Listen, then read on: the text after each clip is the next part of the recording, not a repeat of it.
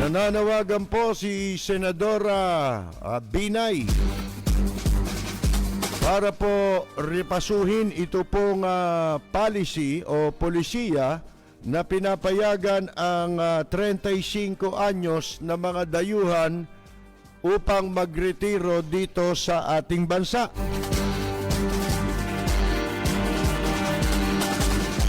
At alam ba ninyo, meron na ho palang 28,000 mga batang inchik na di umano, di kuno ay mga retirees ang nakakaalarma daw ngayon sa mga senador.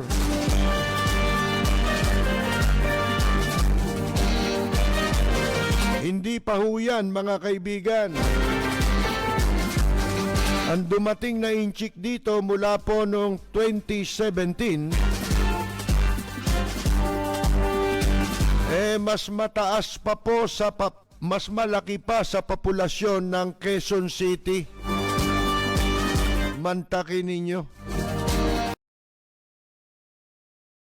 Sabi po ni Senadora Nancy Binay, mga kaibigan, siya ay nananawagan sa Philippine Retirement Authority, isa pong agency na nasa ilalim ng Department of Tourism, para repasuhin ito pong polisiya na pinapayagang ang mga dayuhan sa bansa, mga dayuhang kabataan na may edad pong 35 anyos na dito magretiro sa ating bansa.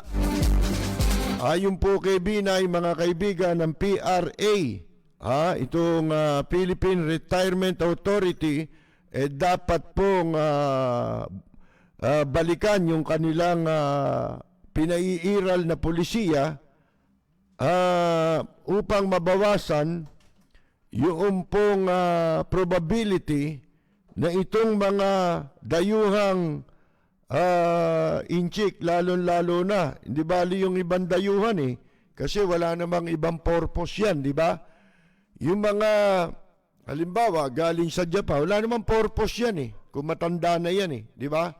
Matanda na, magre-retiro dito, babayaran ng kanilang gobyerno para paalagaan dito. Ang masama, itong mga inchik, mga kaibigan, na ika nga po, meron silang ibang pakay, katulad nung ginagawa nila diyan po sa ating mga teritoryo na kanilang inaangkin.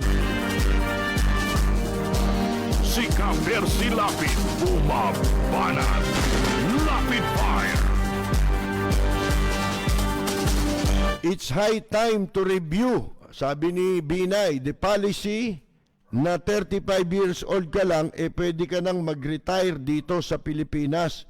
Kasi ang kailangan lang po ng magre-retire ay either mag-deposit siya ng $50,000 sa bangko or bumili ng condo unit na nagkakahalaga ng 2.5 million at pwede nang magretiro dito. Kaya pala, itong mga inchik dito, bilihan ng property. Hindi ba? Katulad nung ikinukwento natin sa inyo na kaibigan nating merong condo unit, pagkatapos inaalok na bilhin sa kanya ng mas malaki pang halaga. Ito yung mga pinipinance ng gobyerno nila mga kaibigan, para dito mamalagi sa ating bansa na meron pa yan, 35 anyos, inutil na ba yan? Ang nagre-retiro yung inutil na. Meron nga yung mga sapilitang mandatory retirement, di ba? Gusto pa rin makipagtrabaho di ba? Dahil hindi pa sila inutil. Dahil yung retirement age dito, mga kaibigan, especially sa gobyerno, sa pulis, di ba? Pagdating mo ng 50 years old, ganyan, di ba? O 55 years old, retired ka na. Retarded ka na. Kaya nangyayari, nabibigyan pa sila ng pwesto sa ibang sa civilian office. At dito po sa isinagawa na pagdinig ng Senado, mga kaibigan, napatunayan din o natuklasan din na yung mga foreign retirees, itong mga dayuhang nagre-retiro dito sa Pilipinas, ay binubuo o karamihan po dito ay mga inchik.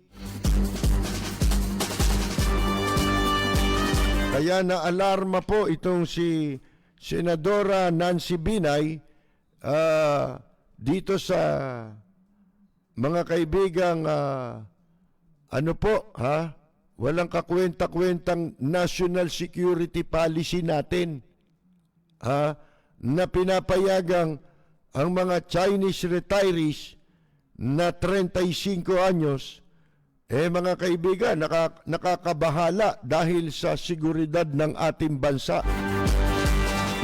Siguro anya, dapat dagdagan din ang security measure at baka dapat higpitan ang vetting process ng mga tatanggapin natin regardless of nationality. At ipinunto ni Binay na itong mga dayuhan pwedeng samantalahin ang pagkakataong makapagtrabaho dito sa bansa nang hindi na sila daraan doon po sa tamang proseso. Siyempre, retire ka na, para kang residente dito nun, di ba? Paano? Hindi mo na kailangan kumuha ng working permit, hindi ka na kailangan singilin ng buwis lalo na. Kung yung mga naghayop na nagtatrabaho nga dito, mga kaibigan, mga walang dokumento, mga walang proper documentation, pero hindi nagbabayad pa ng buwis. Sabi niya, alam naman natin at 35 years old, malakas pa po ang katawan niyan. Diyan nagsisimula yung talagang kalakasan ng isang tao, di ba? Sa edad na yan, mga kaibigan. Lalo-lalo po mayroon tayong problema ngayon na kung saan, may issue tayo na apparently ang mga kababayan natin ay nagkakaroon ng job displacement pagdating dito sa pagpasok ng mga Chinese nationals sa ating bansa. Hindi lang yan. Hindi lang ho dyan sa issue na nawawala ng trabaho. Kasi wala naman project dito na o investment na ipinasok yung mga inchik na yan, mga kaibigan, na kumukuha ng mga Filipino employees. Yan lang mga pogo, di ba? Example na yan. At kahapon, di ba sinasabi natin nung mapanood ko sa TV, yung pong si Mark Villar na bumisita dun sa sa ginagawang tulay doon sa pagitan ng Mandaluyong at ng Makati, di ba? Doon sa Pasig River. May ginagawang tulay doon, Chinese project 'yun. Nakitang-kita sa television napapaligiran siya ng mga inchik na nagtatrabaho doon sa construction site, mga kaibigan. Ang nakasulat pa doon sa mga protective helmet nila, VIP. Hayop kayo. VIP. Susunod sa damit na nakasulat yun. Pag nakasulat na VIP, ibig sabihin, inchik yun. Diba? Ganun ang mangyayari, mga kaibigan. So, hindi lang ho yun Ang pinakamatindi niyan, meron tayong usapin laban sa China. Hindi ba? Yung tungkol doon sa pananakop ng China sa mga teritoryong pag-aari ng ating bansa. Pagkatapos lahat ng pribileyo binibigay mo. Ultimong national security natin, walang-wala na. Yan sinasabi ng mga nakikilala natin sa military. Wala na tayong national security. Ano nangyari, mga kaibigan? Bakit ninyo pinabayaan Yun ang tanong eh, hindi ba? O ngayon, pwede ang mga yan ay nagtatrabaho sa Pogo, sabi ni Binay. Or pwede din po, baka nandyan sila sa Divisoria. Eh syempre, ay avail na nila yun. Di ba? Kung yung tinda nga eh, yung mga nagtitinda dyan sa Baclaran, sa Divisoria, di ba naikwento ko sa inyo eh, nakasabay ko yung inchik sa isang bangko dyan sa Baclaran. Eh, pag dumadating sila, hindi na sila pumipila. Kamukha nung mga Pilipino. Basta ibabagsak na lang nila yung pera doon sa harap ng mga bank teller. Kilala na sila ng bank teller. Pagkakatiwala na yung pera, dinideposito na rin sa bangko. Tapos, syempre, i-remit yun, di ba? Sa kanilang bansa. Mga kaibigan, di ba mga nagtatrabaho sa Pogo, mga illegal. Wala mga papeles yan eh. Nagsipasok dito sa pamamagitan ng visa upon arrival. Pagkatapos, hindi naman sila allowed na magtrabaho dahil yung visa upon arrival, para yun sa tourist. Sa turista. Pero pagdating dito, nagtatrabaho. Yun ang natuklasan lahat, di ba? Na nangyayari. Di siyempre, kung ganon, illegal sila, di ba? Ngayon, para malegalize sila, nang hindi na sila dadaan doon sa tamang proseso, maging legal na mamamayan dito sa Pilipinas, binuksan itong katarantaduhan ito. Hindi lang katarantaduhan ito. Ito'y kahayupan na laban sa mamamayang Pilipino, mga kaibigan. Kalahin mo, payagan mo. Bakit isang tanggapan, PRA ito eh. Itong PRA ay nasa ilalim ng Department of Tourism. May kaugnayan ba yun sa turismo? Yung pagre-retiro ng mga dayuhan na yan? Very highly, questionable yung policy na yan, mga kaibigan. Isipin mo yung immigration, batas yan. Yung mga immigration laws, yan ipinasang batas yan sa Kamara. Pagkatapos, yan, yung mga batas na yan ang nagtatakda ng mga tuntunin kung paano ka magkukwalify sa mga respective na visa na gusto mong ma-acquire. Halimbawa, estudyante, di ba? Dadaan ka sa immigration, sa proseso ng immigration na nasasakop ng batas ng Pilipinas. Yan ay ipinasang batas, immigration laws, mga kaibigan. Pagkatapos, dadaan ka dyan sa prosesong yan bago mo ma-acquire kung ano man ang status na gusto mong makuha para manatili dito sa bansa. Merong nag-a-apply ng estudyante. At hindi pa yan. Di ba maraming inchik dito nakapasok nung araw? Dahil nga komunista ron sa bansa nila. Ayaw nila ron. Di ba? O kaya nakapasok dito sa Pilipinas. Karamihan dyan illegal nga yan Hindi naman legal ang pagpasok nila dito Pumasok yan sa pamamagitan ng escort system. Di ba? Yung kasabwat itong yung ginagawa ng pastillas, matagal na yan. Kaya lang, yung uri ng sindikato ngayon ay iba na kaysa dati. Kaya nila ine-escort yung mga yan, pinupuslit nila, papasok dito sa bansa natin, sapagkat bawal pumasok dito yan nang walang kaukulang visa galing doon sa kanilang bansa. Oh, di magtatago na yan pagdating dito. Kahit may visa pa, magtatago na yan.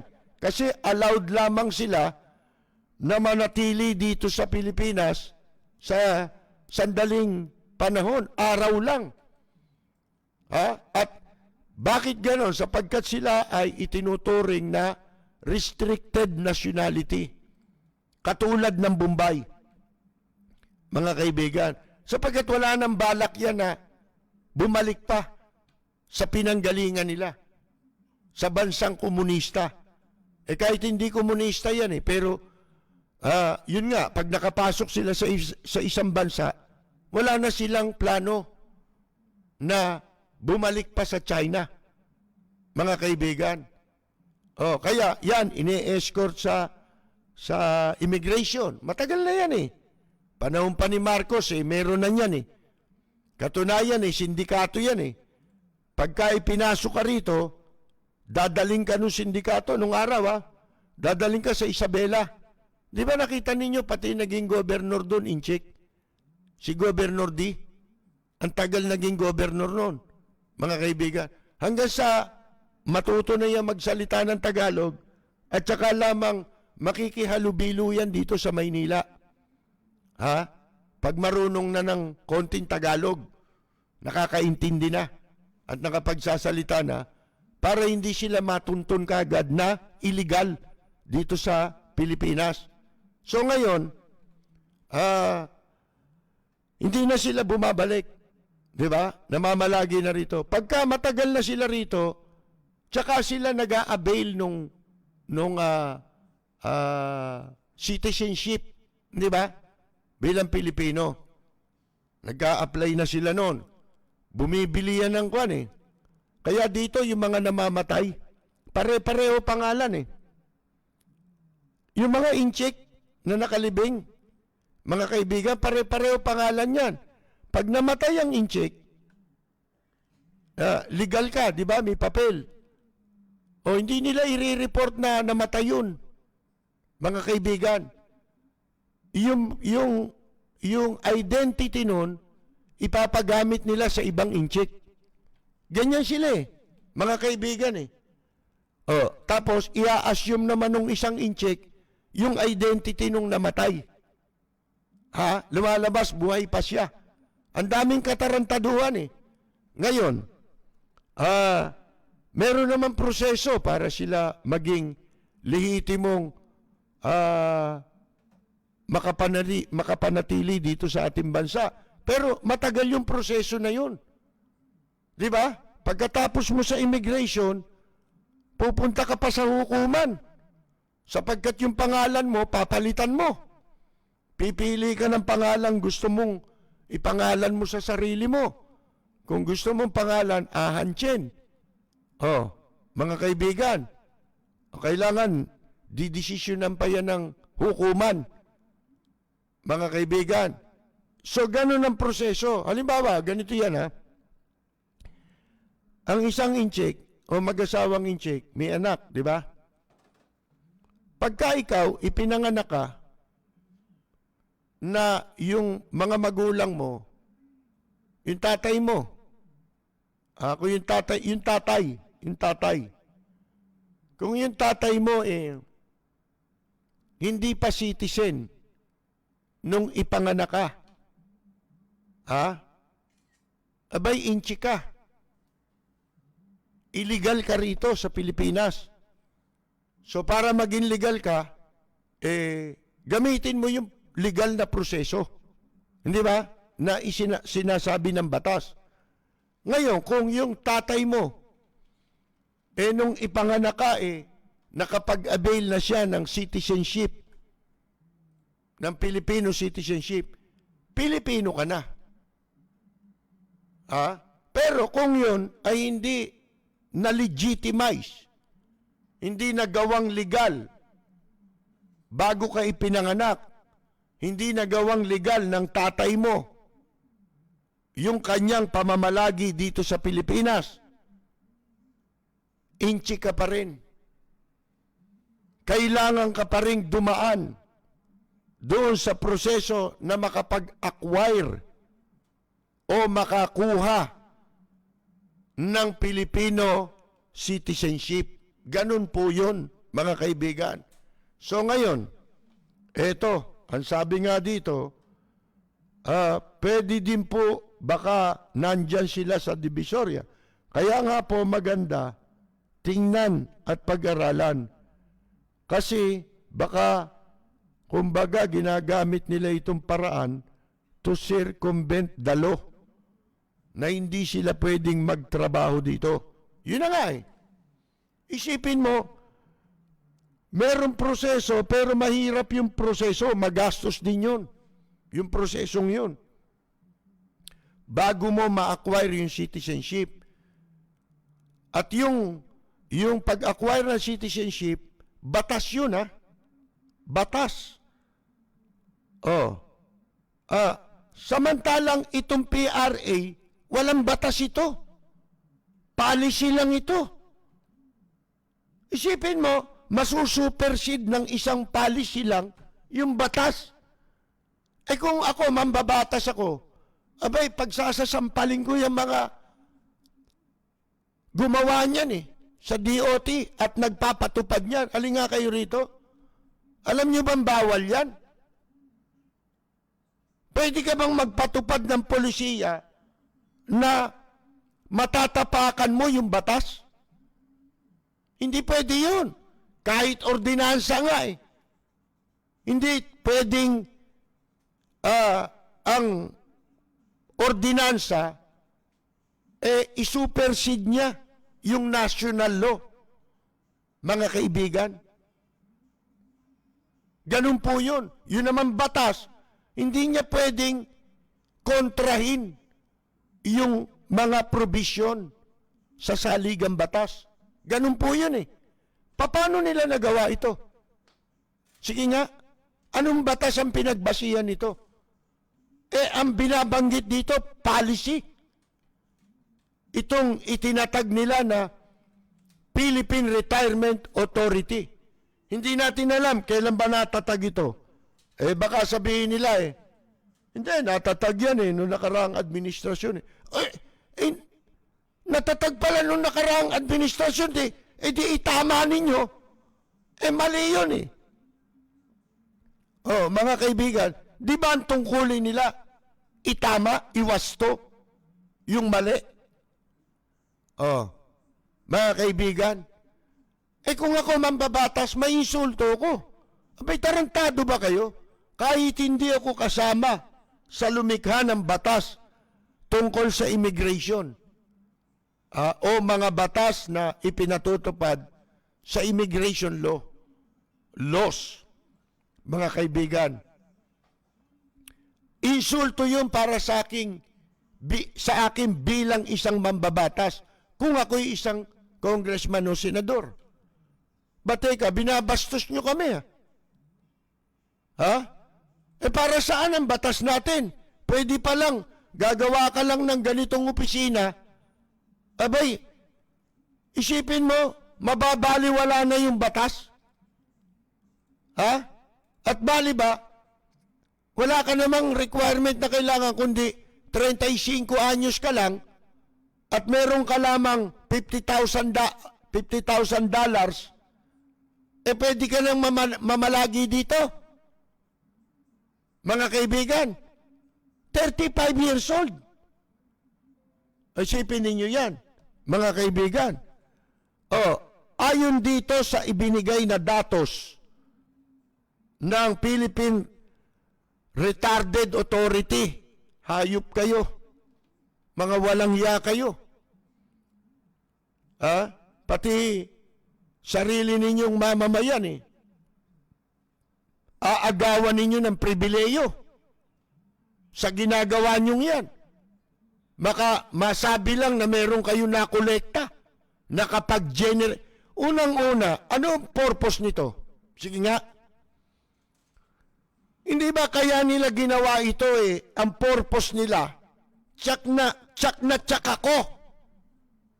Kahit hindi binabanggit dito sa balita at sa pinag-uusapan, ako titiyakin ko sa inyo. kaya nila ginagawa ito, ang primary purpose nila is makakolekta, hindi ba? Makapag-generate ng funds. Mangolekta ng pera para sa gobyerno. Oh. Sabihin nyo kung tama ako o hindi. Yun ang purpose eh. Yun ang cover eh. Hindi ba? Para ma-justify. Mabigyang katwiran yung baluktot. Isipin mo, lalabagin mo yung mga batas. Babaliwalain mo ang batas. Gumawa ka lang ng programa. Eh, may katarantaduhan yan. Pagsira yan sa rule of law. Mga kaibigan, kinakailangan ng itatatag mong opisina naaayon o alinsunod sa sinasabi ng mga batas. Hindi lalabag sa mga batas. Ang pangunahin yan makapag-generate, makapangolekta ng pera para sa gobyerno. Hindi ho ba? Kasi 50,000. Siyempre, ang laki ng hihingin taga rito. Yung kotong, mas malaki yun. Mga kaibigan, sabihin mo, equal na lang nung halaga na $50,000, pwede ka na magretiro dito.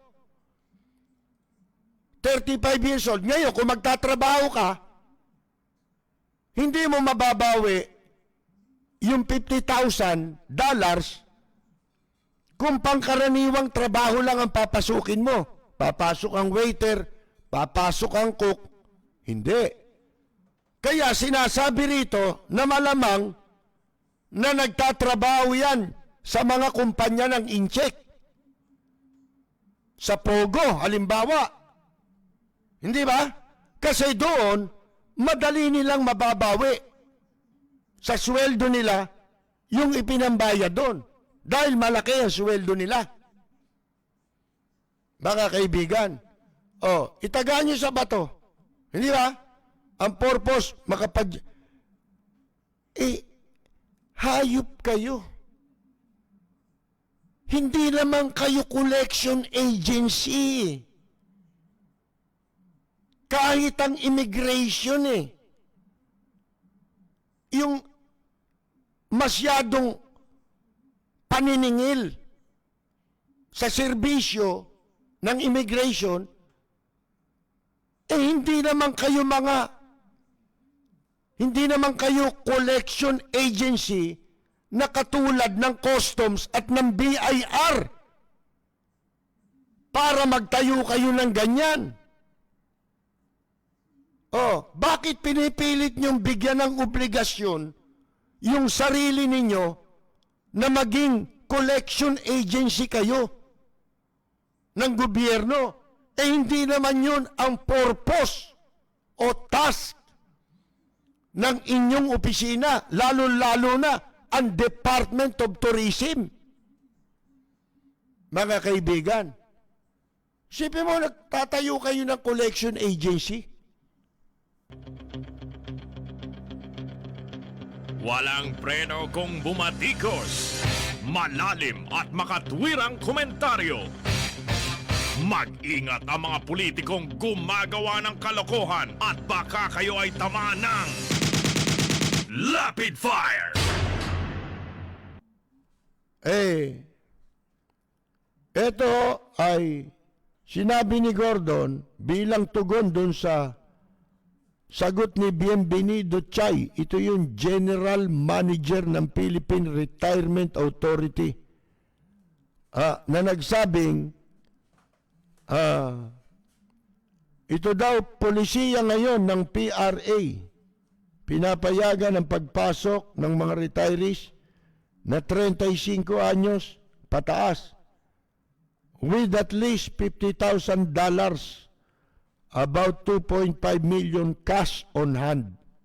Basta may pera ka. Pag nakapasok na, mababawi na nila yan. Kasi, konektado yan eh.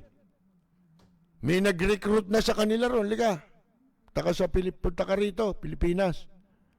Oh, may visa ka. May pera. Yan pocket money mo. Pakikita mo. May 50,000 ka. Oh, kami na bahala dyan. Kami na magbabayad dyan. Ganyan din naman sa pastillas Merong handler yan eh. May nagbabayad para dyan sa mga dumarating na yan. Yun yung inihahatag sa mga taga-immigration. Hindi naman yung mga taong yun mismo may dalang pera eh. Pagpasok dito, visa upon arrival. Oh, merong umahawak sa kanila. Yung mga nagpapatakbo ng mga pogo. Mga kaibigan. Tapos yun ang magbibigay ng suhol, ng gaila sa mga taga-immigration. Mga kaibigan. Oh. Nagtataka si Senador Binay kung itong PRA ay merong sapat na pondo na mag-monitor para malaman nila kung itong mga foreign retirees na ito ay matitiyak nila na hindi nila inaagaw ang trabaho sa mga Pilipino. Siyempre, pag marami ng, di ba nanganganak yung pogo? Una. Ano kasunod? Sangkaterbang restaurant exclusively para sa mga inchik. Kasi ang mga empleyado, puro inchik din. Mga nagtatrabaho, puro inchik din. Palaki ng palaki yan, mga anak pa ng ibang klaseng negosyo yan. Tapos ang magtatrabaho na naman doon, inchik na naman. Wala nang katapusan yan. Mga kaibigan. Ito ngayon. Alam nyo, dahil sa ang malungkot dito sa atin ngayon, parang tahasan na tinatalikuran na ng Armed Forces of the Philippines ang kanilang sinumpaang tungkulin na ipagtatanggol nila ang ating bansa. Ito'y isa ng tahasang pagtalikod. Bakit? Ang issue dito is national security. Sino ba ang in charge sa national security natin? Bukod sa Armed Forces of the Philippines, siyempre, kasama rin, maging tayong mamamayan Hindi man tayo nagtatrabaho sa gobyerno, tungkulin natin yun, pangalagaan natin ang seguridad at kaligtasan ng ating sariling bansa. Hindi ba? Ang kaibahan lang, sila may sinumpaang tungkulin na hindi sila dapat tumalikod dahil doon sila binabayaran ng sweldo galing sa buwis ng mamamayang Pilipino. Doon sila pinag-aral sa Philippine Military Academy ng gobyerno na ang perang ginagamit ay galing sa buwis ng sambayanang Pilipino. Mga kaibigan, pero tayong mga mamamayan, kaya natin ito sinasabi sapagkat hindi lang ako, hindi lang sundalo ang merong tungkulin na bantayan o matyagan, ipagmalasakit ang kaligtasan at seguridad ng ating bansa laban sa kanino man dayuhan. Yun ang dahilan kung bakit hindi natin basta-basta matanggap yung ginagawa na yan, mga kaibigan. itong nangyayari. Hindi natin basta matanggap nang wala tayong gagawin, nang hindi tayo magsasalita. Oh. Ngayon, ako, papaalalahanan natin itong mga military official na talagang parang bulag na. Wala nang pakiramdam. Wala nang nararamdaman. Manhid na ang mga muka at buong katawan. Hindi na sila nababahala. At walang maniniwala na walang katumbas yan o kapalit yan para itaya nila ang kahihiyan nila at ng kanilang buong angkan. Bakit o? Pinapaalalahanan natin. Kayong mga anak, kayong mga apo, at magiging anak pa ng inyong mga anak. Dadating ang araw, tutuusin kayo. Ha? Tutuusin kayo. Kayo ba, ito tinatanong ko sa mga anak ng mga sundalo, ng mga militar. Paano kung dumating ang sandali? Nangyari na, nawala na, huli na ang lahat. Sisisihin ng taong bayan, tatay mo walang ginawa. Ha? Hindi nila ginampanan ang kanilang tungkulin. Di ba? Mahahatim ba ng mga anak yan? Oh, mga kaibigan, ano nangyari? Bakit nagkaganito ang Pilipinas? Pagdating ng araw, yan ang tatanong. Bakit nagkaganito? Yung tatay niyo Di ba? Pinag-aral sa Philippine Military Academy ng bansang Pilipinas. Hanggang sa sila'y mapasok sa serbisyo. Nagretiro. Nabigyan pa ng pwesto. Taong bayan pa rin ang bumubuhay sa inyo. Pagkatapos lahat ng kanilang pananagutan sa tungkulin na kanilang tinanggap, kung saan sila binabayaran ng sweldo galing sa dugo at pawis ng sambayanang Pilipino, na ang marami dyan mahihirap. Diyan ang galing ang pinapag-aral, pinasweldo sa kanila. Mga kaibigan, pagkatapos yan lang pala ang gagawin. Mga kaibigan, dadating ang oras na yan. Kaya kayo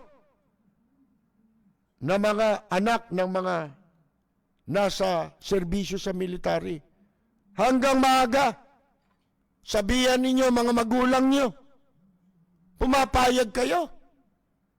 Ikaw,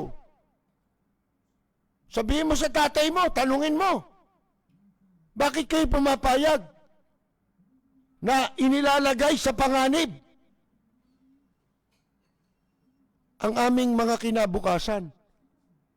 Akala nyo ba hindi kayo pagbabayarin dyan? Oras na masakop tayo ng inchik, wala na lahat yan. Pati kinita ninyo. Kasama kayo. Kasama kayo sa mga lulupigin ng mga dayuhang inchik na yan. Walang preno kung bumatikos. Malalim at makatwirang komentaryo. Mag-ingat ang mga politikong gumagawa ng kalokohan at baka kayo ay tamaan ng Rapid Fire! Bueno, mga kaibigan, meron po tayong mga nagdiriwang ng kaarawan ngayon, ha? Babatiin lang natin. Sino ba mga may birthday kahapon? Nakalimutan kong batiin si Maria Cruz. Kaya ngayon ko na siya babatiin. Belated, kahapon ng birthday niya eh. Belated happy birthday kay Maria Cruz. Ha? Ito mabait ito nagpapadala sa akin ng mga issue na pwedeng i-discuss sa ating programa. Ina-update niya ako kasi mabuti yung ginagawa niya dahil ako late ako magbasa Bago tayo magprograma, tsaka lang ako napupunta sa computer, nagmamadali pa. Laging gahol sa oras. Kaya salamat kay Maria Cruz at happy birthday sa kanya. Yung Maria niya merong H sa dulo. Parang Maraya. Di ba? Hindi, may Y pala. May Y pa, may H pa. Hindi, yan. Pagkatapos ng I, Y. Maria. A-H. Maria Cruz. Birthday din ho ni Ka Fernando Cuartina Jr. Kaya natin nalaman, binalita sa atin ni Rogie Tortal Aquino ng Cebu. At belated happy birthday din po kay Roberto Villena Alfonso. Birthday din po ni Obet Patulot ng Rome, Italy. Pinababati naman po siya ni Rolando Campos. Para po sa kanilang lahat na nagdiriwang ng kaarawan ngayon, narito naman ang ating pagbati. Para sa nagdiriwang ng kanilang kaarawan, happy birthday ang bati ko, ang bati namin sa iyo. Nawa ay lumigaya ka.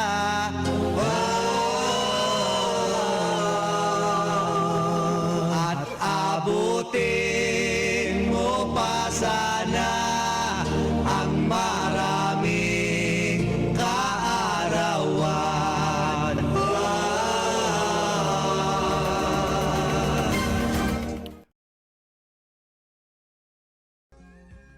Magandang Yumaga, Hari Roque.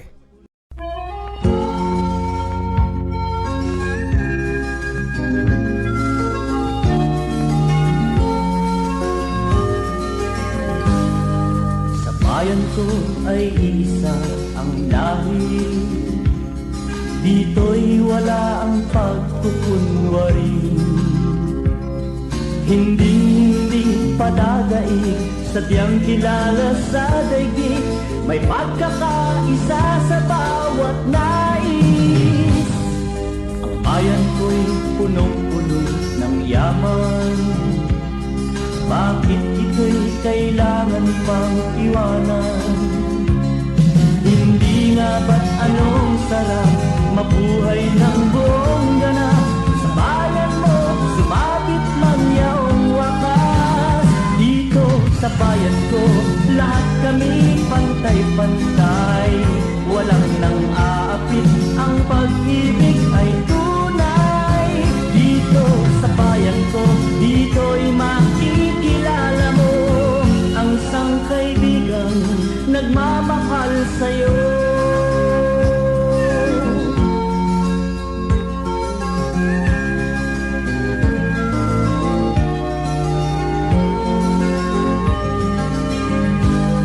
Ang bayan ko'y punong-puno ng yaman, bakit ito'y kailangan pang iwanan? Hindi nga ba't anong sarap mabuhay ng buong ganap? Sa bayan mo, sumapit man yaong wakas. Dito sa bayan ko, lahat kami pantay-pantay. Walang nang aabit, ang pag-ibig ay tunay. Dito sa bayan ko, dito'y makikilala mo ang mga kaibigang nagmamahal